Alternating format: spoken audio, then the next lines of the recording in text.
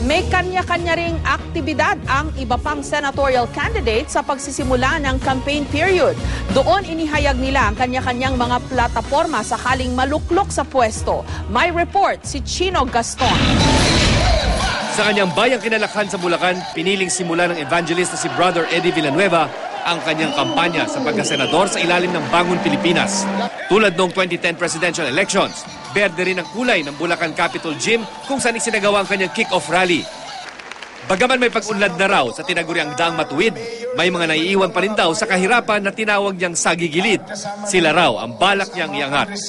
Ang tanging senatorial candidate naman ng Makabayan Coalition na si Representative Teddy Casino, literal na tumakbo patungong Senado sa unang araw ng kampanya. Kasama niya sa kick-off run ang kanyang mga kaalyado. Ilang issue raw ang kanyang dadalhin sa kampanya. Ang anya ay tunay na reforma sa lupa, ang pamimigay ng permanenteng trabaho at mataas na sahod at mababang presyo ng utilities at bilihin. Kasamang ilang nagagandahang beauty queen, sinimulan naman ni Puerto Princesa City Mayor Edward Hagedorn ang kanyang kampanya sa isang maikling press conference. Mula sa kanilang campaign headquarters, nagsagawa sila ng motorcade patungong Santo Niño Church sa Tondo. Ilan daw sa kanyang balak tutukan ang pangangalaga sa kalikasan at term extension sa mga elected officials mula 3 hanggang 4 na taon. Simple naman ang naging proclamation rally ni Attorney Samson Alcantara ng Partidong Social Justice Society sa tapat ng kanyang opisina sa Taft Avenue, Maynila. Pagsulong sa isang espesyal na batas para sa kapakanan ng mga guro ang plataporma ng labor attorney.